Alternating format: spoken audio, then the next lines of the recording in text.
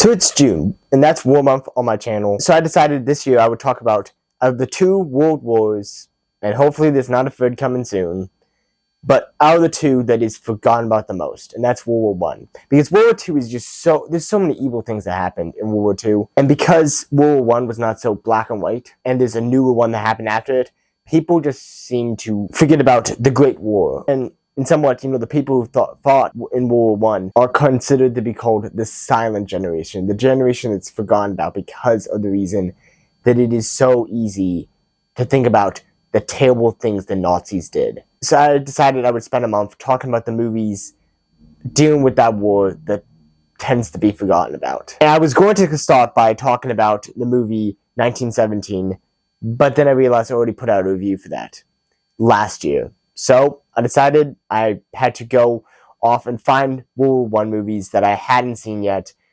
and it took me a while to find time to actually watch one of them. And so I finally watched it, and now this is my review for 2022's All Quiet on the Western Front. This is a movie that if you like 1917, you might like this one as well. I will say it's not as impressive as in its cinematography as 1917 is, but it's still a pretty solid movie. So let's start with some negatives.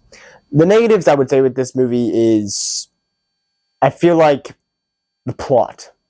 In general, this movie, the story, the plot, all that different, it's kind of just set in World War I. There's somewhat of this idea of it's dealing with these men going off to World War I, seeing all these all these terrible atrocities happening around them.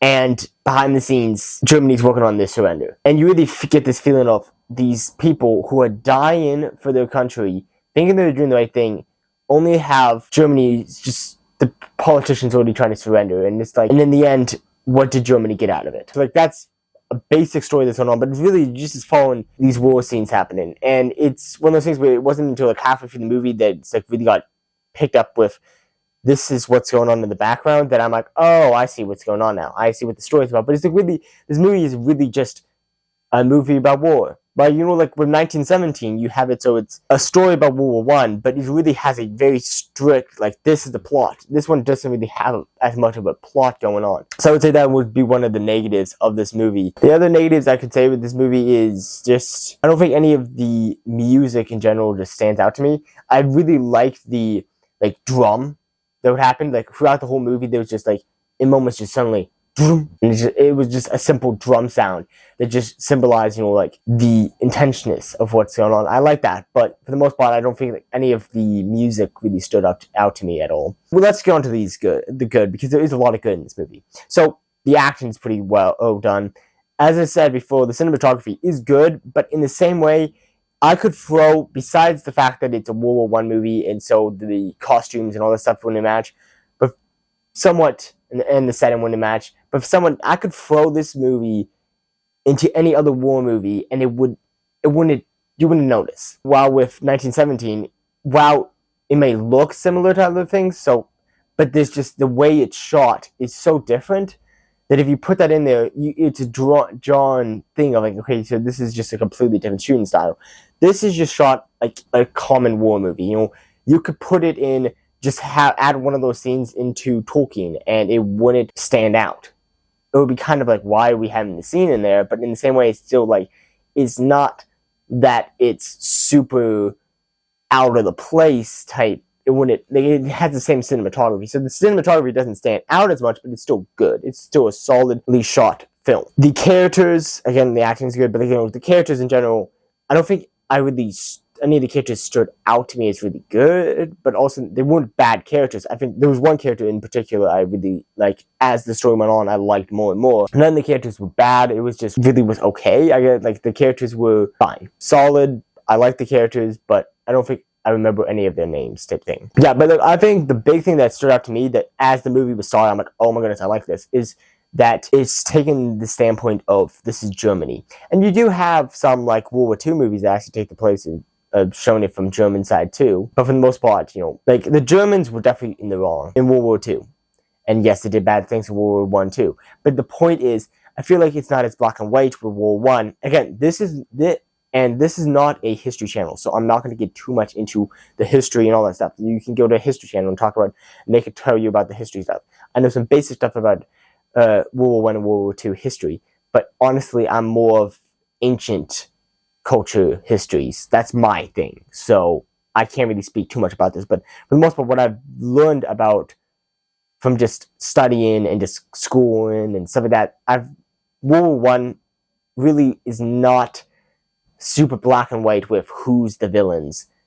And Germany, because, as the saying goes, the winner tells the story. And that's why Germany is considered to be the villain in World War I too, because, you know, they were the ones who lost the war. And they cost dearly for that. And that's really, people look back and say that's one of the biggest problems that caused World War II, was because of the unfair treatment of the Germans after World War I that caused this anger that drove the Nazis to take over.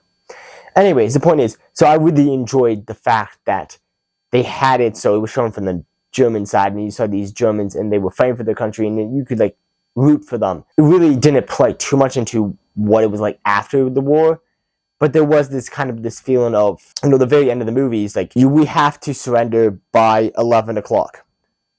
And this German general is like, okay, we're going to go out with a bang. Let's go and fight to the death type thing. Like, we only have this many hours. Let's do this. And in one way, you're like, okay, so you're going to waste more of your men. Like, why?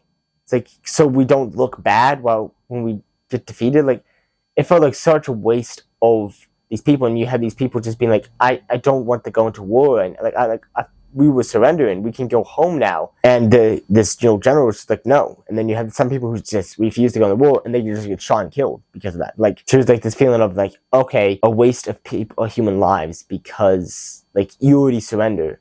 Just, I get it, it hasn't taken place yet, but why are you choosing to still attack these people? Anyways, but the point is, I think I really enjoyed this movie. I think it's a really solid movie. It's on that list of those movies that you don't just watch. It's like movies like 1917 or the Seven Samurai.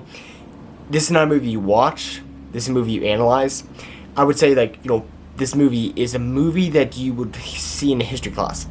Again, as someone who's not a big World War I history buff, I can't really say how accurate it is, but in the same way, I feel like this would be a movie you would see in a history class. It's pretty solid. I wouldn't say it's like gruesome in some ways, but like, because it's a war movie, but it's not too bad. Yeah, for the most part, I would strongly recommend this movie to people who like history, want to know more about World War I, want to understand what World War I was like.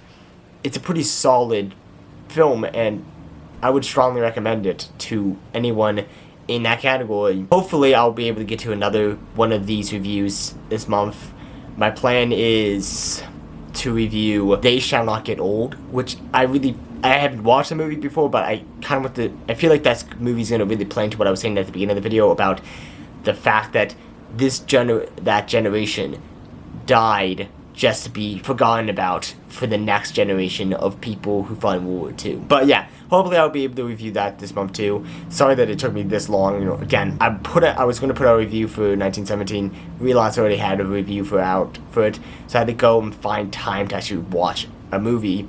And for the most part, I don't have time really to sit down and watch movies a lot, which is sad because I really enjoy making movies on this channel, making reviews on this channel. But it's, you know, busy life, dealing with a lot of stuff in my personal life right now. Hopefully I'll be able to get to at least one more review for this month. If you guys want to see more reviews, next month is going to be dealing with blockbusters. I'm still trying to figure out which movies to put, I'm still trying to figure out which blockbusters to put out. Hopefully I'll get to some next month. Thank you guys for watching. This has been the Movie Net Reviewer, Peter Wary, signing off.